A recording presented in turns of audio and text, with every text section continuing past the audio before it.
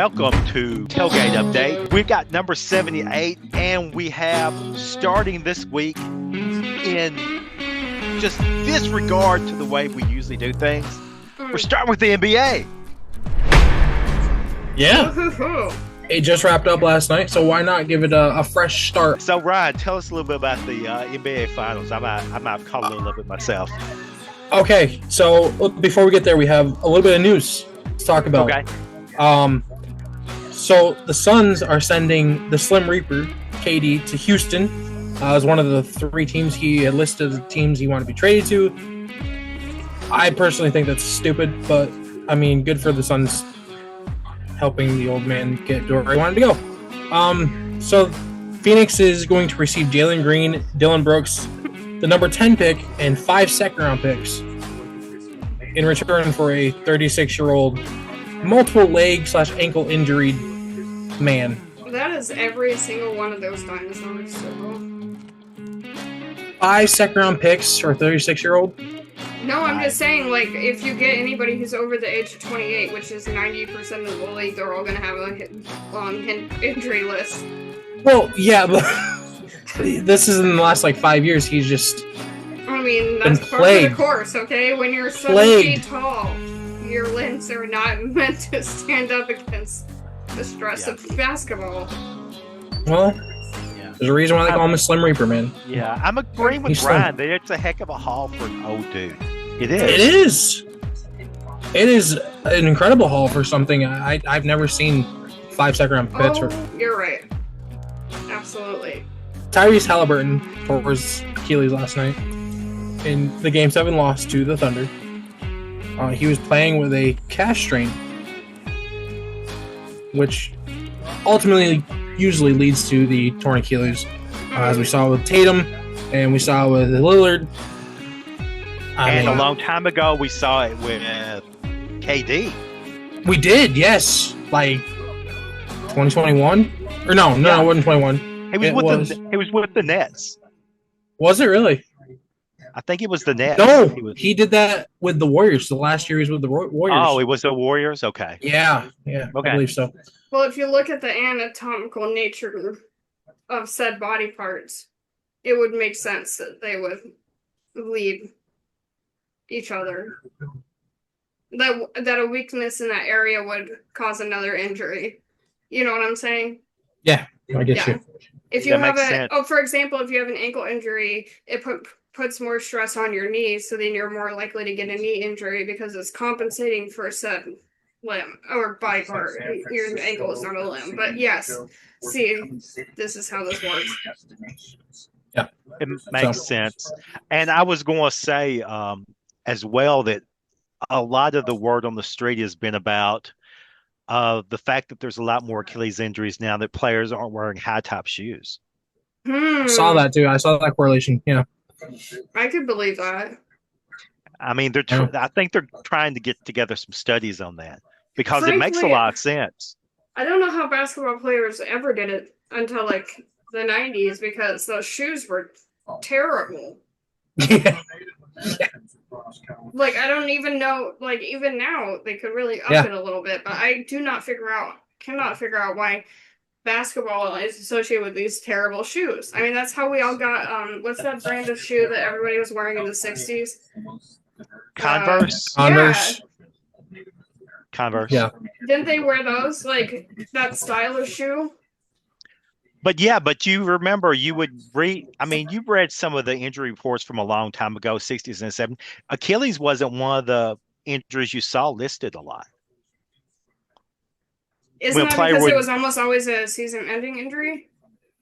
Or a career-ending? So then they were just gone? Career-ending, yeah, I've heard of. Yeah, back in the 70s, that would be it. Wouldn't that be why that wasn't reported that much? Because there's no coming back? I don't know. Maybe not. Well, it's got to happen, so they have to report it eventually, right? Well, I mean, maybe, but would they even really focus on it? Just be like, oh, his career's over. Another Achilles gone. We can talk about the finals now. Okay. Do you want to? We can talk about it. Yes, I'd love to. I mean, if you want to, Jay. I watched every minute of it. Did you really? I really did every minute of it. Wow. I know. I'm I not was shocked. surprised. I was surprised. I know you're not. I'm a basketball head. I I love the know. stuff, you know. I used to. Even after the Grizzlies got knocked out, but I saw like a 4x4 slide of like showing Morant getting hurt and Aaron Gordon getting hurt and uh, you know, and then Halliburton getting hurt. I mean, Oklahoma City, they were solid. That's the great thing about being young. They had no major injuries during the whole playoffs. It happens like that. I mean, the Warriors with Steph won their first title that way. Yeah, They were the healthiest of the two. that's true. Shit like that happens, you know. Yeah. But yeah, so OKC wins 7 games. The NBA season is over. I believe July 1st they start free agency. Yes. Right? Yeah. You're correct. I am correct. There's a large looming topic, man. Is Giannis staying or is he going? Shh, man. Is he staying? Is he staying or is he going? I feel like he's going. I don't know. I think that Houston was one of his targets, and that's gone now. Man, I don't know. I've heard he wanted to go to a large cosmopolitan city. Cosmopolitan? Yes, cosmopolitan. Gotcha. Yeah, I feel like there's a move to be made in Los Angeles. I'm calling it right now. Giannis to the Lakers. Luka and Giannis. I have a strong belief that LeBron can go. I really do. Really think he might not come back this year? I think the Lakers just say go. We're done. Okay. Well, he's already picked up his option, I know. So Did he? I think so. I mean, I think the deadline's come and went, and I think he took it, but I'm not sure. It just what you're talking about just seems so far fetched. Does it? To let him walk. I have some cold hard facts about the Achilles injury, so when we're done talking about this, I will just talk about why it is more prominent now than back in the day. Okay, you can have at it. Yeah, afterwards. No. The floor is yours. Are you sure? I'm positive. You were just arguing about something. No, we can go back to it. We can go back to it. Okay, so I was looking at the 1960s specifically. So they were less prevalent, but they were also less discussed. While the fundamental injury mechanism, sudden forceful extension of the ankle were the same, the increased focus on intense training regimens, player size, and playing style in today's game has led to a higher incidence and greater awareness of Achilles ruptures. So they were less frequent in the 60s, but there was also less data, and they reported it less. And there was less intense training back in the day and a different style of play, which we'll get to in a second. So a lot of the times Achilles injuries went undiagnosed, weren't really discussed. It was not something that was reported on as much for any purposes. Players, coaches, and the public, it just wasn't a thing of topic. So now we talk about it a lot more, but before it just wasn't really a factor. Now that players are bigger, faster, and they train more, it puts more demanded stress on that particular tendon than it used to. And so that has to do with the playing style too, which involves more explosive movements. Like driving to the basket with the shin nearly parallel to the ground, which can put significant strain on the tendon. I don't know. I'll have to look into that, Jay. Training and then some of the size of the players and then the style of the playing has created more of an impact. Before it was just I have some kind of shin injury and I'm done. But they also weren't as tall or heavy or any of those factors. So it was more so different style of play, different style of player, different discussion about injuries and medical understanding and the importance put on those injuries and and then the training. So we don't even have because they didn't really report the data like they do now, we don't even have a firm grasp of how many they did have, but it appears like there is less. But that certainly wasn't because they did not avoid injury. It was just a different type of injury, or it was the same injury that wasn't discussed. Okay? All right.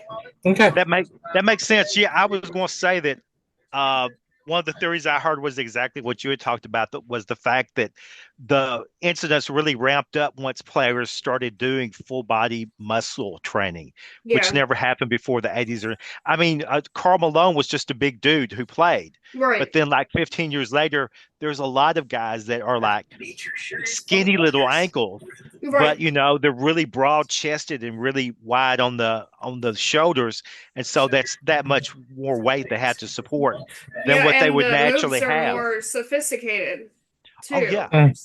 So If it you watch the requires 80s and 90s, yeah. yeah, it requires a greater amount of physicality that puts stress on that particular area. Yeah, it makes all the sense in the world. You could probably say that about the NFL because before the 80s or 90s, it was a part-time job. And sometimes it was barely a part-time job. And so like they had injuries, other injuries, but they were not the highly focused because they didn't have weight training. They didn't even do the weight training until like the 80s. So like they didn't even have Right. a firm concept. I don't even think they understood where their muscle groups were. I just don't think that this is something that was discussed ever. So it makes a lot of sense. Yeah, that's true. Yeah, Ryan, the only thing I had extra on the series was the fact I think people will look back in 5 or 10 years and have a better appreciation of this series than people do today. Because I mean, the players were just like so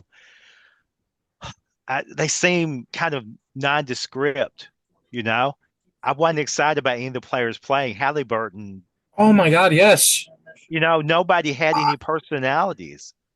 I don't know what the hell the deal is with anything surrounding the NBA in general. Like, there's nothing jumping off the screen and me being like, "Oh my God, that's awesome! Do that Yeah, again." I've never seen yeah, that before in my life. I Holy shit, could this player's I nothing. could be wrong on this one, but hear me out. It feels like some of our more colorful players that we do have, people are really negative about. So it would make sense to me why people would lay low because you don't want to be the Draymond Green. So like, Oh my God, that's wow. so if you're You know how talking about, bad you have to be in the I'm Draymond Green just saying, category? like maybe you don't want to like put out a lot of personality because people are gonna rake you over the coals. Okay, maybe it's easier to be the status quo. See that? Yeah, I can hear it. Yeah. Just a theory, just a theory. I don't know anything about these people. I don't even know much about basketball. So that's just a theory. Like everybody talks Not about wrong. people still talk about Richard Sherman and how much of an ego he had, and they are so negative about it. And I'm just like, the man is extremely intelligent and articulate and knew how fantastic he was at what he did. And y'all just mad that he schooled you while he was good at what he did. And you can be like, oh, he wasn't the best. He was this, he was that. The man had some personality, and now everybody's got still talking about it. Like, can somebody have a damn ego around here sometimes? Fuck. Like, if you're good at what you do and you know that you're good and you say that you're good, oh no. So I just think like we are a little attacky of people who actually like have some real Oh no. oh no. I don't know. That Like we are allergic to players who are not ingratiatingly humble. And yes and no. Yeah, yes and no. I just don't have the time for it, and I bet those basketball players don't either. They're like, we'll save our personality for our families and our friends and our social media pages. Okay. Thank you for that, Julie. That was You're very welcome. nice. Yeah. That was quite the rebuttal. Also articulate, like Very, very nice. It's a great theory, actually. I agree with it. But Ryan, you were telling me something about the celebrations. I was it sort of parallels, yeah. It does. So I was on X and social media in general. A lot of people are comparing the big four American sports, championship celebrations. Mm-hmm. NBA, baseball, hockey, and football. The celebration for the NBA Finals was just ho hum, on to the next. Congratulations, hug you, handshake here. Where's my trophy? Drop the confetti. I don't know where we went downhill from these celebrations, but when I was a kid and Kobe won his 5th ring, he was letting everybody know he's got 5. Oh my god, what a fucking ego. I know, right? Such an ego. It's like he was good at it or something. Like he celebrated like it was his first. So how do the other? I know how the NFL celebrates. How do they? I haven't seen a Stanley Cup in a minute, or I don't even know what the MLB gets. So how do they celebrate? For the NHL, they mob the goalie. Right, they get really excited. They get really excited. Yeah. Yes. And then for the MLB, baseball, yeah. The MLB, the final out's made. Everybody rushes out of the dugout, just like they're 12 years old. NBA, it's give me a handshake, give me a hug, go talk to the other team, go talk to the other coach, give me the trophy. It just seems like we're taking a downturn in celebrations, and nobody cares to win the NBA Finals. I mean, it was unreal. I mean, I didn't stick around too much after kind of halfway brewing for Indiana, but the one theory that I had about maybe Oklahoma City, the boringness or whatever, was the fact that they haven't done like all the other teams and really gotten their scars. I mean, Shea is what, 24? I really don't know. Very young. He's very young to get his first NBA championship, and they weren't in the conference final last year. Usually, it's like you get to the conference final and lose, and then the next year you come back and win or compete in the NBA final. Well, they didn't get to the conference championship. They got knocked out early. I think Golden State by somebody good, and then this year they come back and just blaze right through it. Like I said, aided by an injury or two. I don't know that they would have gotten past Denver if they had healthy Aaron Gordon all 7 games, because Denver was very dominant early on. Yeah, but Joker kind of disappeared in 7. That's true, but I mean, Jamal and Aaron Gordon didn't do much towards the end of the series. No, so. But yeah, that's just my take on it. I tuned in. It was boring. Yeah, I tuned in with like a minute left. No matter who's playing, whether I like them or not, I still tune in to see the celebration. Yeah, especially if it's at home.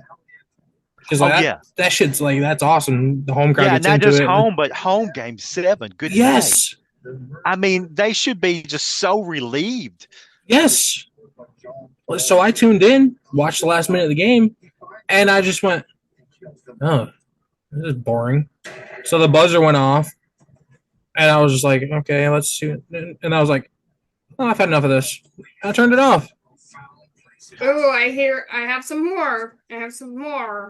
Theories here. Okay. Theories on what? Achilles. Lack of celebration. Oh, lack of celebration. Okay. I did get a really funny Google search where it was like, why does the NBA not celebrate Achilles tendon injuries? And I'm like, sir, that is not how that should have gotten autofilled. That is not what I was thinking. Okay. So they say like the Super Bowl, for example, is like a single game that creates like a certain amount of hype around it, while the NBA finals are like a series of 7 games, and 7 games, so there's like some less intensity there at least.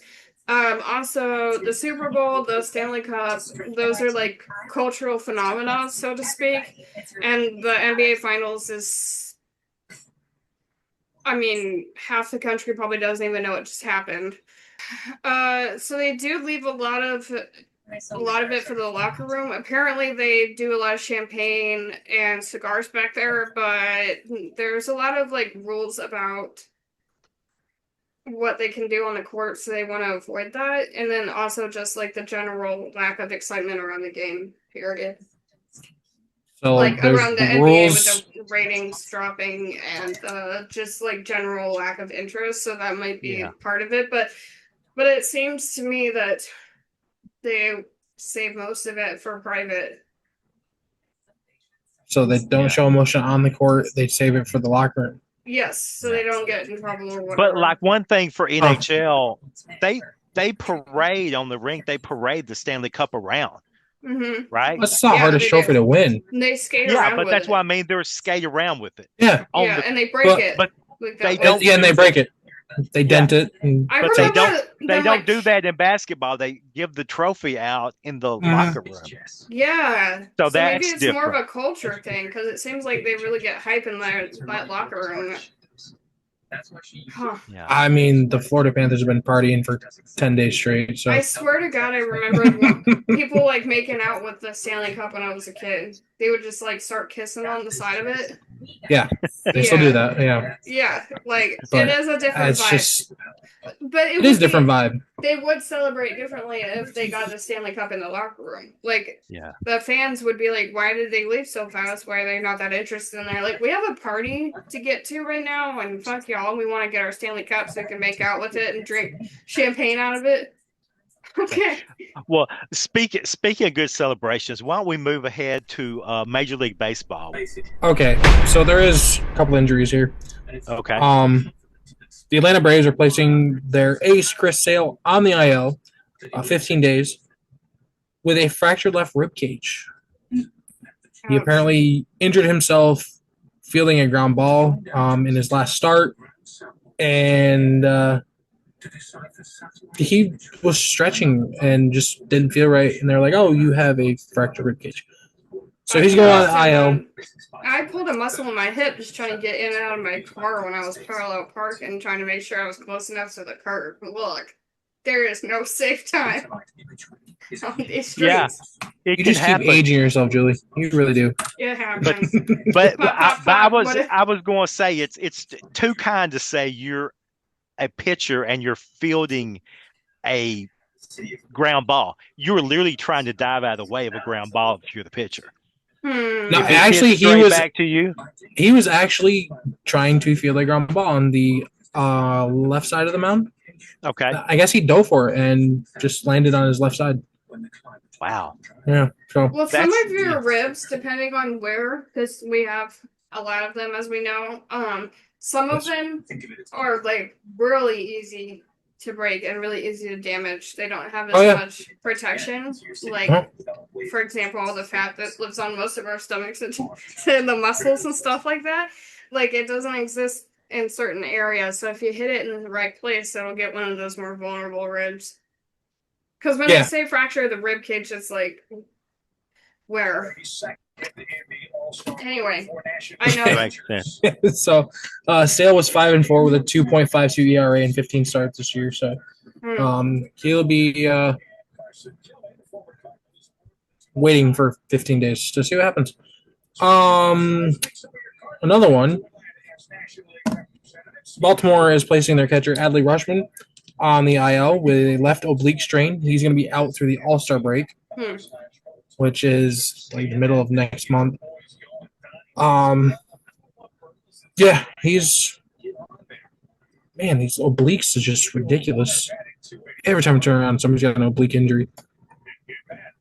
But we were talking about a certain someone that was of the Tampa Bay area last week. We were wondering what was happening with him because we haven't heard anything since he went to the DR. Let's not blame Tampa Bay on that anymore. I wouldn't blame Tampa Bay. Well, you just said he's from the Tampa Bay area, and let's just say... No. He was in the Tampa Bay area for a couple of years. Yeah. However, and now he's going to be in the Slam. He's in the DR right now, awaiting his fate. Yeah, so they're talking about... Oh, you're going to take it? Okay. You can. I jumped in there. Okay, so the Dominican prosecutors, in this case for Wander Franco, are actually requesting on Monday that he is sentenced to 5 years in prison for his actions with a underage child. Okay, we just gotta do a photo right here because their lawyers have a really funny hat. Look everybody's got a hat. Oh my god. Like all of the lawyers, even the lady Look lawyer, at her pointing at him. Oh, I think it's just the defense being spicy. I don't know. Wow. Then, yeah, I got mobbed by their version of the paparazzi. But look at those. They are remarkable. And the prosecution and defense have different hats, but they have matching hats depending on which side.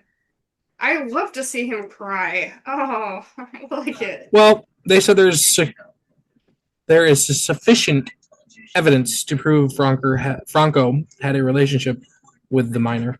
And what I really like about this whole story is that the mom is facing 10 That's because awesome. she was trading her daughter for money. And I try to be sort of, I realize like it's shocking to a lot of us, but when a lot of areas, I'm thinking right now about the documentary I watched about the Afghanistan dancing boys, is what they're called.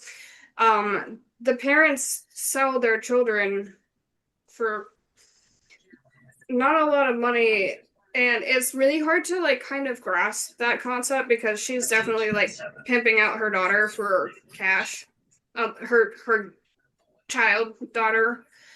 But I guess like this is a phenomenon that's not like unheard of in like very economically desolate areas. And so like oftentimes they don't even have enough food or resources to even care for all of the kids that they have. And so sometimes they even see it as hopefully them going to a better location or whatever. Obviously, this is a bit different than like in that Afghanistan documentary where they just completely take the boys and they never come back. But anyway, um, so like I try to have a little, I guess like I have no room for this kind of behavior. This mom's a creep and deserves to go to jail, and hopefully this will dissuade other parents from doing the same kind of thing. But I guess No room. I just have I just I don't know. I there seems to be when you are in extreme economic depression beyond any American's comprehension. Mhm. Sometimes this is just a thing that happens with parents, and I can't quite grasp that, but it is. It happens all the time. I don't know. I do, to imply that they don't have maternal instincts and paternal instincts like any other parent would be unfair. It seems like with extreme economic poverty that possibly the need for resources overrides some of that, like overrides everything else.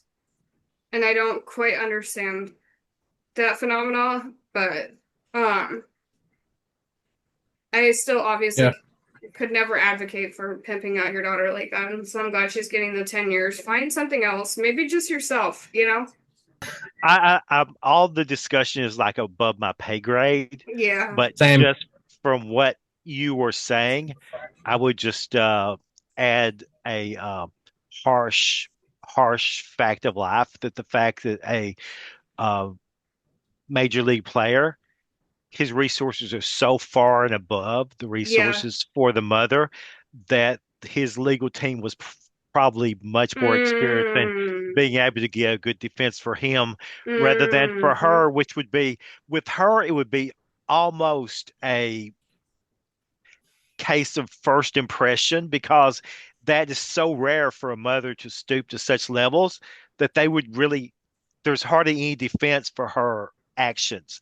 And Yeah. if if they got very inexperienced lawyers, which is from Mm-hmm. what her poverty situation seemed from your discussion, that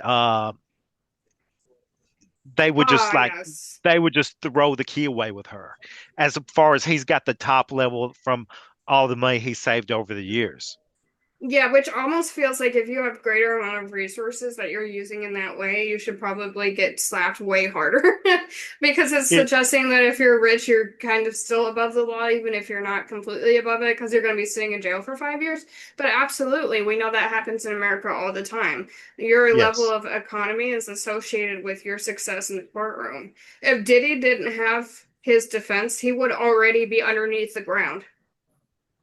But I was going to say I wasn't going to bring up Diddy during the discussion, but his defense team had a week, and then they had 2 or 3 days, and he's going to present no defense witnesses. So that was shocking. I heard that on the nightly news. I So have not kept up with it that closely. That's shocking as it well. was just on the nightly news was the only reason that Holy mackerel. Okay, fine. I OJ Simpson would be in jail if he didn't have the dream team. All right, there's an example that's old enough and the case is already over. yeah, So, me yeah. Ryan was reminding me that we missed the anniversary of the Bronco chase a couple of weeks ago. Oh no, I So love I the 35 know, Bronco years. chase. I I can't tell you know. how many random articles I put that Bronco in where it Yeah. didn't belong just because I, it's not amazing.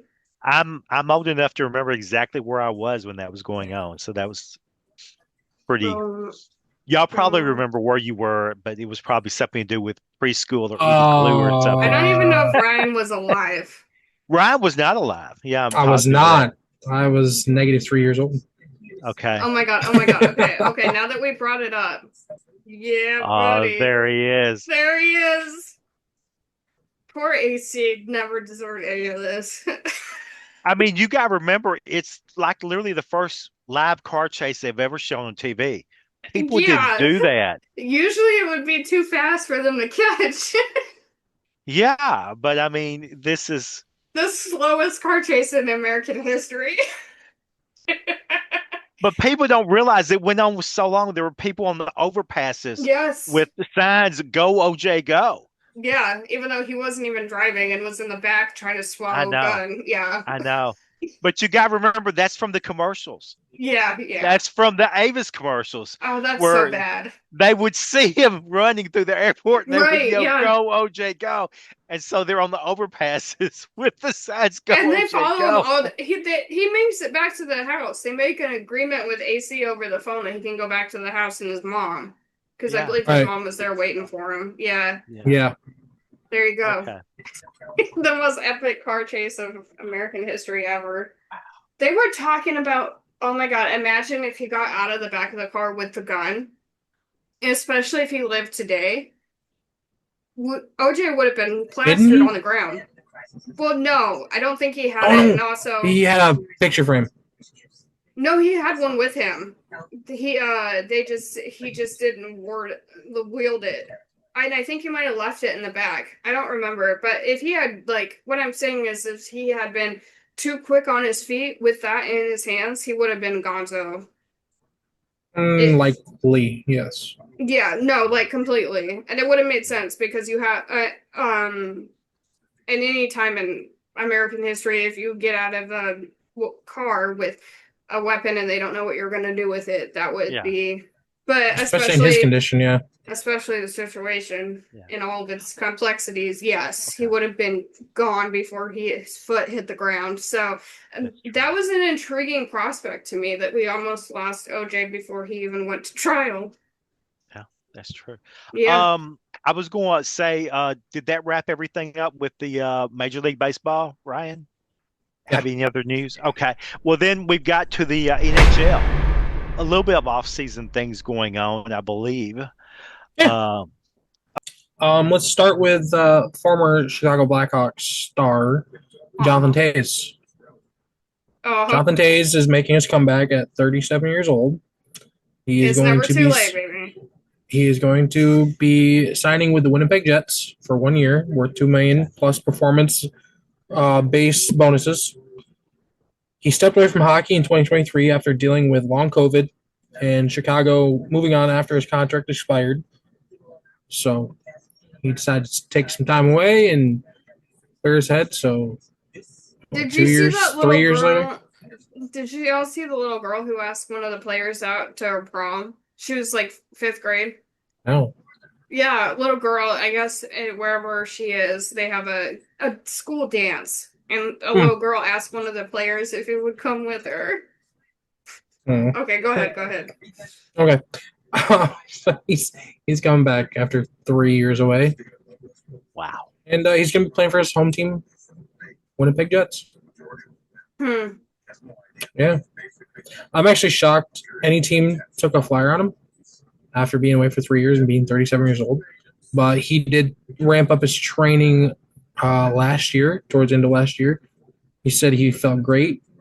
Took a nice little trip to where the hell did he go? India? Something like that? No, he did some like next level Aaron Rodgers shit and cleared his mind, and now he's making a comeback. Oh. Yeah. Let's talk about the Stanley Cup final. One last time. Sort of. Okay. The U.S. ratings were down for the Cup final from last year. They're lower than the Four Nations as well. Averaged 2.5 million on TNT, 2.8 million tuned in for Game 6. Overall number on cable was down 4.17 million from last year. I believe it was the scheduling. The scheduling was absolutely ridiculously stupid. I get they're going east to west to east, west, and all that good shit, but like 2 days off in between games is freaking ridiculous. So yesterday, the Florida Panthers had their second straight championship parade. Great turnout. A lot of shade was thrown. I liked it. It was awesome. They let it all out there. A lot of fans talked a lot of shit about them in the postseason, saying they're dirty, saying they get away with a lot of shit. And Chucky was like, nah, we got receipts. We apologize to absolutely fucking nobody. Yeah. Finger snap. I'm not that good at snapping my fingers, but boy, do I try. Like the bad boy Pistons sounds like. Yeah, it was. Yeah, kind of. So they were all blitzed. It was kind of funny to watch. So, yeah. Anaheim. What are we gonna say? What are you gonna say? Yeah, it's what you think I'm gonna say. So I was looking for any fun festivities going on in Florida during all these celebrations. Oh, really? And all of that. Yeah, and I found something else. Did you see Schmitty shotgunning a beer with his child in his hand? No, I love that. In the middle of the street? In comparison, because I found out that a former Carolina Panthers linebacker got arrested in Florida recently in the Orlando area. And Darius Taylor in a FBI, I believe, sting called Operation Fool Around and Find Out. Oh, no, my multiple agencies in the state of Florida. Good Lord. Fool around and find out, yeah. Yeah, so the more you fool around, the more my God. He left his 6-year-old child in the car while he was trying to go to what do you call that? To catch a predator circumstance. Wow. Yeah, so he was trying to go into a house. Chris Hansen was showing up. 2 felonies in one trip? Oh, yeah, he already got arrested for the child abuse stuff. Because child abandonment and then the child predation, the same trip. Save the gas. 2 felonies, 1 trip. Gas price is too high. This guy's not wasting gas. 2 felonies, 1 trip. Okay. Yeah, you know what? God. I need to leave one child in the car while I go hang out with someone else's child in someone my house. else's child. Yeah, he played for. Oh my God, the sheriff literally was quoted. I love Sheriff Judd. Everybody in the true crime community knows about Grady Judd in Polk County. He said, obviously, he must have hit one too many people as a linebacker because his brain cells are scrambled. The sheriff said that in a announcement. That's sheriff. You got to look at Sheriff Grady Judd. He is hilarious. Anyways, yeah. So now he's got multiple charges. He played on the Panthers, the Buccaneers, and a couple other teams too. They arrested 250 people in 9 days. Damn. Yeah. Wow. So now that we hate our lives more, keep going. Let's see. You have anything else on the NHL before we roll over to a little bit of golf? Then talk. Talk about the shift. The Ducks are making another move. Oh yes, okay. The Ducks, the mighty Ducks. Yes, the mighty Ducks. Yes, definitely. They're trading Trevor Zegras to Philly for center Ryan Poehling Mm. That's his name. And 2 draft picks. So a big haul for a dude who has 67 goals in 5 years. You are very critical of these trades right now. Wow. I'm gonna need you to stop talking so much sense, Ryan. I'm just saying, the Ducks got 3 assets for one guy who is 24 years old and has 67 goals in his career. It just speaks to the overall quality of player available. I really don't know what to make of the trade. I don't know. Hello, like, my name is Ryan, and I'm a trade hater. Hello, Ryan. Hey, Ryan, us too. Hi, Ryan. I just don't know what to make of it. Is it good? Is it bad? It seems pretty bad if he's only got 67 in like 5 years. Yeah, 5 years. He did miss a good chunk of games last year with an injury, and he missed a good chunk of games this year. Or an upper body injury? Yes. Okay. Lower body injury. He missed a couple games this year, and it's just, I don't know, seems like the right move to just kind of move on. Okay. The project is over for Zegras. I don't know who won the trade. I guess we'll find out. Mm-hmm. Okay. But, I'm gonna roll into the golf for a little bit. Yeah. Sure. Let's talk about how we were just talking about it last week with that one guy who's young and not one of the famous who won. Let's talk about how Fleetwood helped Bradley win the Travelers for the second year. Yeah, he helped by making a bogey on his last two holes, while Bradley Keegan made a birdie on his last 2 holes.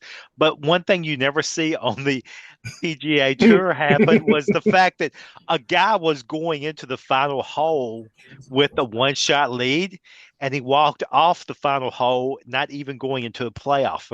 He just went home. And it was with his partner for the day. It was 3 people. And what happened is the guy that's 2 shots behind the leader, he has to hit first because he's in the rough. Yeah. He probably chips it in like 45 foot right in the bottom of the hole. Oh. So now he's at 14. And if the next 2 people miss their putts, he's in the playoff. Okay. Right. So the next guy, he misses his putt, which is the guy who is leading the whole tournament, Fleetwood. And I'll talk about in a minute his wonderful streak. But he misses and looked like he hit a ball mark. It was a very weird little putt. And the next guy up is 1 shot behind him, putting for a birdie after Fleetwood misses his par putt.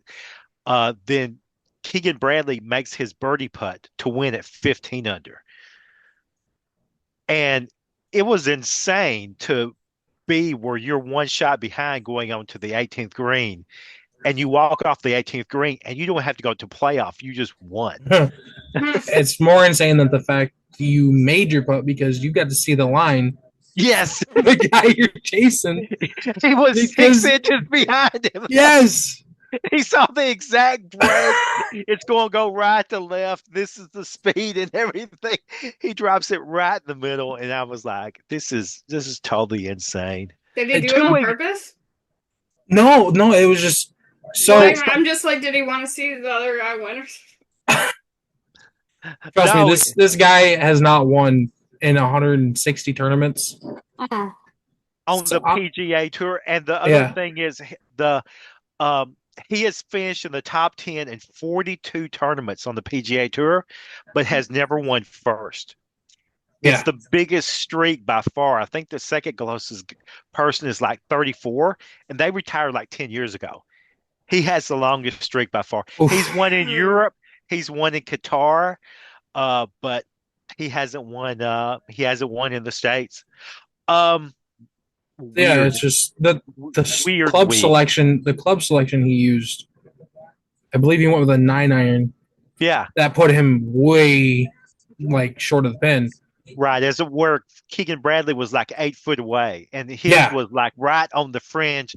All he has to do is get up and down, and he chips it. It's like 7 or 8 foot away. It's still a lengthy putt. Yeah, and he left it short too. Yeah. On the, Oh, that and was it's the just worst. like, He left wow. it short to tie or to win, and he left it short.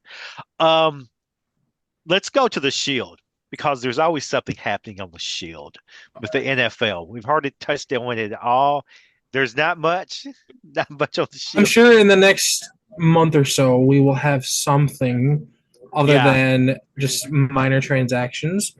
And CJ Mosley, former Raven and Jet linebacker, also a former 2014 first round pick out of Alabama. He's retiring. Okay. Yeah, that made Okay. me sad. He finishes his career with just over 1,000 total tackles, 12 Okay. sacks, 10 forced fumbles, 9 fumble recoveries, and 12 INTs. He's also, I believe, a 5-time Pro Bowler. Yeah. So he's Yeah, done. Mosley, everybody knows Mosley, man. Yeah, everybody knows CJ. Yeah. Yeah, Yeah. and loves He, him too. Yeah, he went 17th overall, 2014 out of Alabama, and Hmm. made an immediate impact. I believe I read something that said he was the first Ravens rookie to be named to the Pro Bowl. Wow. Yeah, it's crazy. Wow. So that's all I have for the NFL. It was just a slow week. Minor details that are not even worth talking about. So Okay. Yeah, I don't have anything on the NFL except to keep an eye out for one of my Squads of the Gods articles. I'll be talking about the University of Michigan offensive line for 2019. The 2020 draft, they had 4 offensive linemen chosen, and they're all 4 are still in the NFL 5 years later, which is pretty extraordinary. It is. There was only, I think, 21 picked that year, and 4 of them were Michigan, and they're all in. And I believe one of them even had the All-Pro season. So I'm going to continue the series at least long enough to where one of the relatives of one of the people I'm writing about actually reads the article. I do not care. This needs to get out there. And if it hasn't been written yet, I'm just the person stubborn enough to write about it because these are generational things. I wrote about the University of Memphis running back crew, where we've got 5 guys, and 2 years ago there were 60% of the starting running backs of the NFC East, which is extraordinary. And the best one of the bunch was a backup at the University of Memphis because he could not get on the field. They were so stacked. So anyway, University of Michigan next week. I can say that now because I'll have the article written by the time this is done, so it won't be a spoiler. That's it. How about you, Julie? You talk a little bit about what you're writing this month and upcoming. Yeah, gay players in the NFL and football in general, and the strides that they have taken, and how it's still super depressing. So, join me for that one. I'm going to have some for the next article. I'm going to be writing about. Well, I'm going to be bringing in some historical factoids to back up some of the stories of the individuals I'm writing about. So, if you love history, you love football, and you love me, then this will be perfect. It'll have all of those things. So, yeah, I'll have some really interesting Pride Month articles to finish out the month. So definitely take a look at those. We have to honor those who have come before us and made the sacrifices so that we can have Carl Nassib come out and never play another snap in the NFL. And I'm sure there's no relationship there. But yeah, we need those kind of people to make the headway so that somebody can come out and still play football afterwards. Yeah, and not have to hide in shame or come out 20 years after they play or whatever. So, yep, so we'll be talking about that and roasting our society satirically at the same time. So you don't want to miss that because you know I know how to roast. So there we go. I'll be reading a lot of your articles every time I retweet, every time I see it. Sometimes I read your articles and I don't want to write anymore, but I get over it with my ego and write anyway. So anyway, my ego, yes. Ryan, give me your Twitter handle once again. Bees Knees 97. Bees Knees 97. You can find me on there correcting people's stupidity. There you go. That's your talent, man. I'm Ajax Mem on your on That's your what I Twitter do machine. all the time with my articles, Ryan. Well, if you're gonna talk shit, at least be coherent and kind of factual. There you That's go. what I'm all Yeah. about. Yep. There you go. I think we're doing the part of the show where Julie tells us something. That you like, subscribe, and hit that notification bell, because someday we're going to be able to monetize this thing, and I can get one of Kia Tomlin's NFL clothing line pieces. Until then, I will just be investing in a stress ball fund. Closing in on 1,600. Because of how frustrating. Ooh, 1,600. That's good. Yeah, we're closing in on 1,600 followers. Subscribers, sorry. I will need a stress ball to get through the rest of Pride Month, because I hate how horrible people are to those NFL players and football players. Anyways, so help me get my stress ball, help me get my clothing line piece from Kia Tomlin. We need them both. And yeah, let's get to we are around the corner. We're really happy that you guys are always here, giving us so much support. Our numbers are growing so fast, and we're just thrilled to have y'all. So thank you. We couldn't do it without you. So again, like, subscribe, and hit that notification bell. All right, we'll see y'all next week.